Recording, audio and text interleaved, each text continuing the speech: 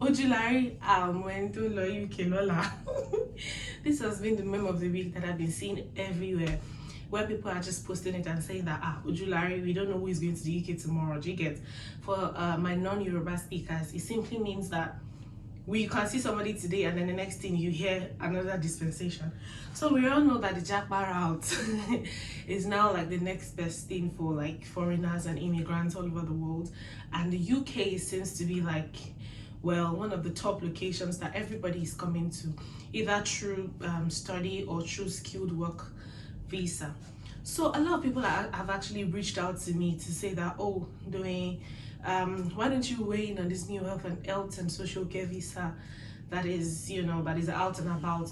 I did remember that I did a video about it when it just came out in February, but after that I didn't really do anything about it anymore because I felt, oh, there are a lot of information out there and people should be able to get the information they need from one or two people.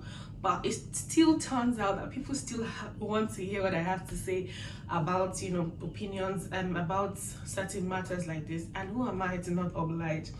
Okay, so like I said, a lot of people reached out to me and said, oh, they wanted to hear my view about it. So I did reply some people privately and then responding to their messages, DM via Instagram and all the likes.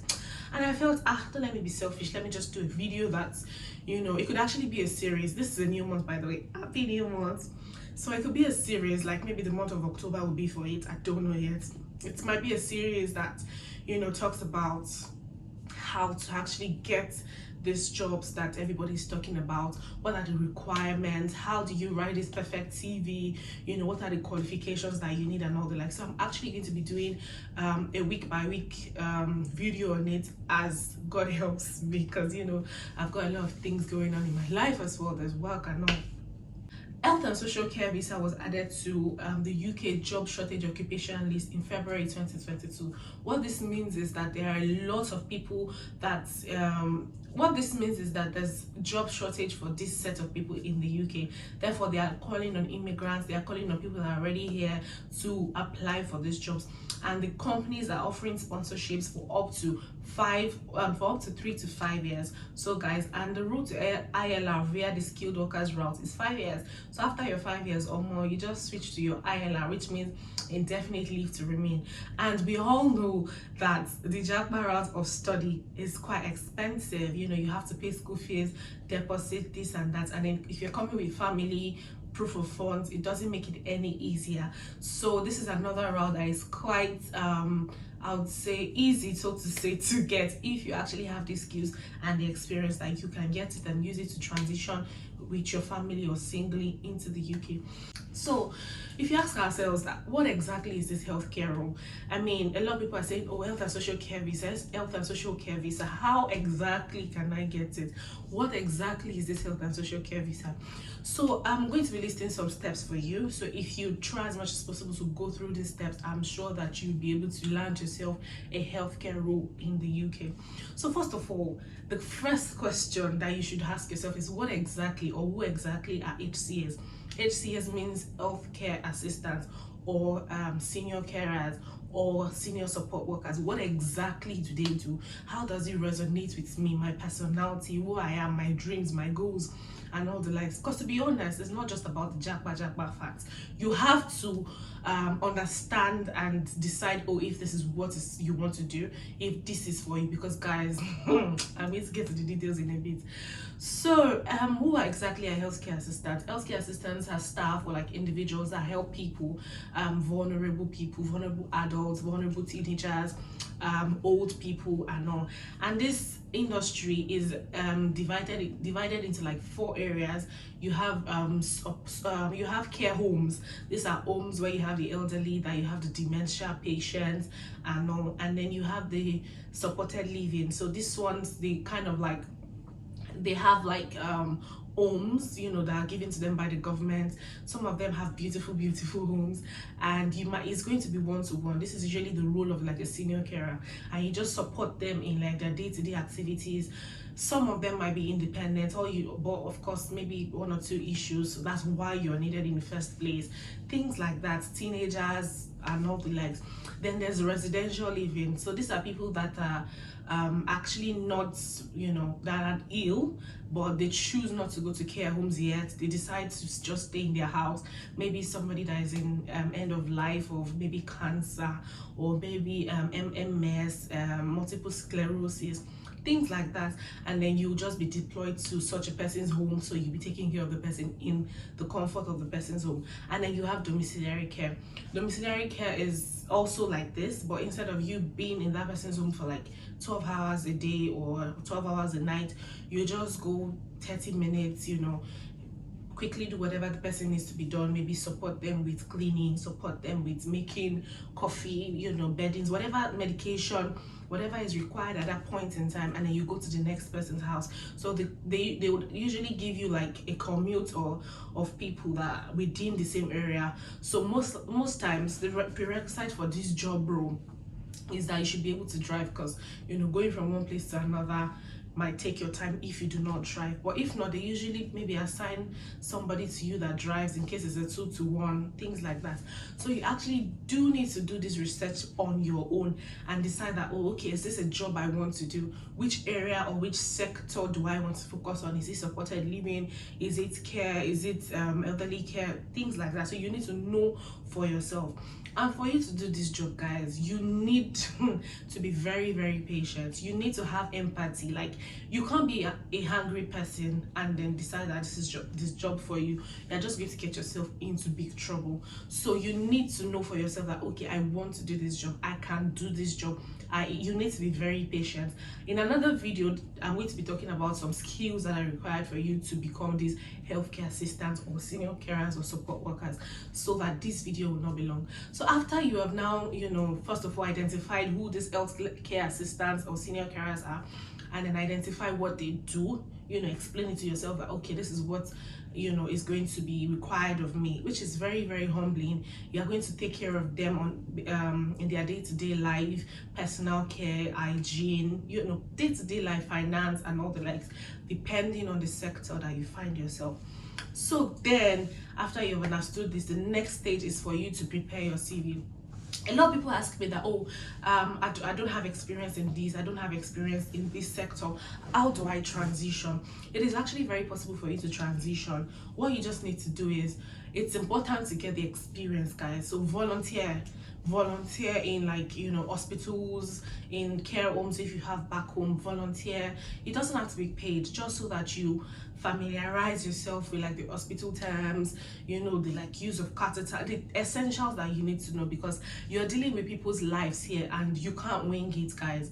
You cannot wing it and say, I'll just wing it, and just, you know, you just form your CV. You might get into trouble for this, because some will say that some of these recruiting companies will say, oh, they will train you, but in as much as they want to train you, it might just be like a week training. Do you get? And you might have claimed 5 years experience, of which you do not know anything about it at all, and then they'll just say, okay, handle this client and then use that particular type of oyster, and you're wondering, please, what's this?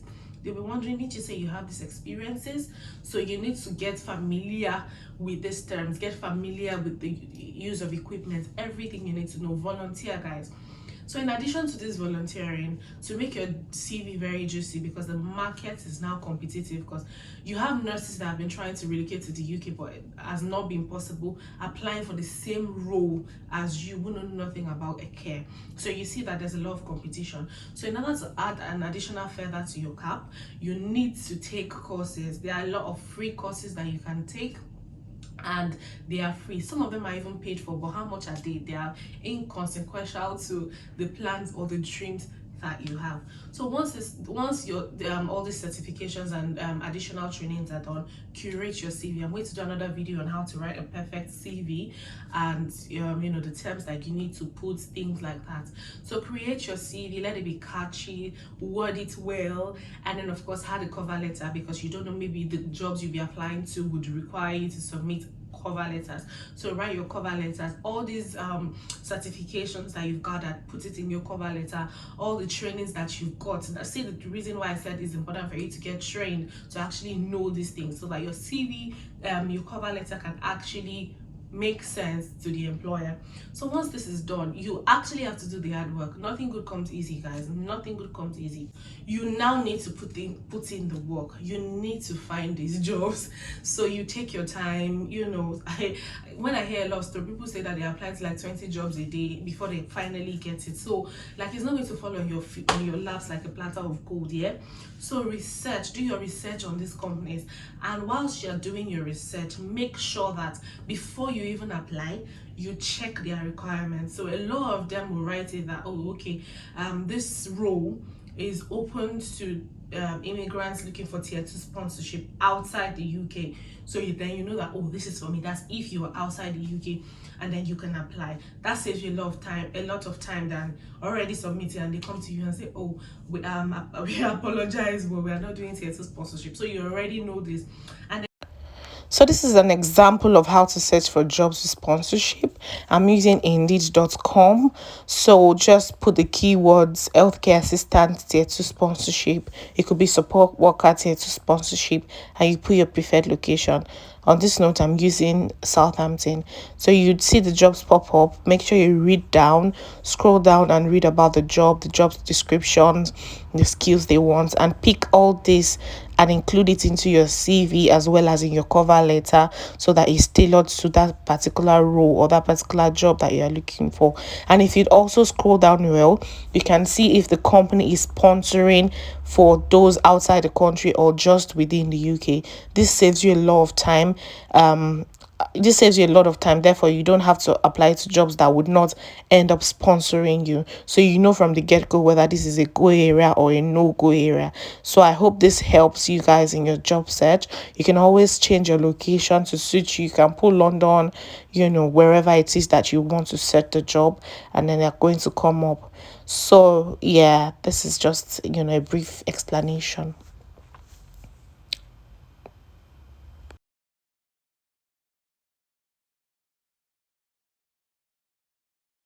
And those that are already in the UK, it is quite easy for you guys because you're here already. Do you get? So you're here already, and hopefully you must have gathered your experience that you need already. You must have the training already. So they actually even prefer those in the UK sort of like have a upper hand than those that are outside the UK. But that doesn't mean it's not still possible. A lot of people are getting it.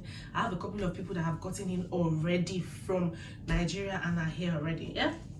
So you look for these jobs and then you apply. So whilst you're doing this, make sure to you need to write your IELTS. The IELTS that is required is IELTS General UKVI. It's not the normal one that we write for maybe Canada or USA admissions. It's not the academic ones. So it is IELTS General UKVI that is required. So read. It's English now, so the reason why they are doing this is they want to be sure that you're a native speaker, because you'll be conversing with your clients, with your staff in English. So they need to know that you have the basic English to actually be liars with your clients, with your staff, with your team and all the like. So that is the purpose of the IELTS. So read up on your IELTS and then register and take the exam and pass it, so that you have that one. Thank God it's usually valid for I think 2 years. So it's not as if it's going to expire in like 2 months or anything. So that is good, yeah. So you keep that aside and then you continue applying. Just be praying too, because God factor is in everything. Continue applying. Whilst you're still applying, continue taking up courses. Continue, the day you stop to learn is the day you die. So continue learning, adding to your CV. Continue, and then once you definitely get this job, because the jobs are actually there, after you have applied and then you get to the next stage of doing interviews, you get a mail inviting you to do a Zoom interview, of course, because you're not in the UK. They can't ask you to come. Even if you're in the UK, they would obviously ask you for a Zoom interview. And if they ask you to come, you can tell them, oh, you're not in the city or you plan to relocate, so can you do a Zoom meeting? Propose this to them first, which everybody's moving towards Zoom meetings now, so they'll definitely oblige you. And then you do your meetings. Of course, you have to be prepared. I'll do another video about tips or like some interview questions that are definitely going to pop up in your interview, and how to ace them out and how to answer them correctly. So watch out for this video. You see that from this video I already have like 5 contents for you guys already, so stay tuned. I've been talking too much. Hi guys, you already know my name. My name is Adedoye Adekoya, and if you're new here, please hit the subscribe button now. give this video a like, because I know that for you to get to this stage, you're obviously enjoying the content. So like this video, drop a comment for me in the comment section on things that you love to, to, because I did a poll on Instagram and on WhatsApp, and I got a lot of suggestions as to what I can give out to you guys, what content I can produce, and these are some of it. So that's why I'm bringing it. You see that your thoughts and your opinions to me count a lot. Okay, let's get back to business.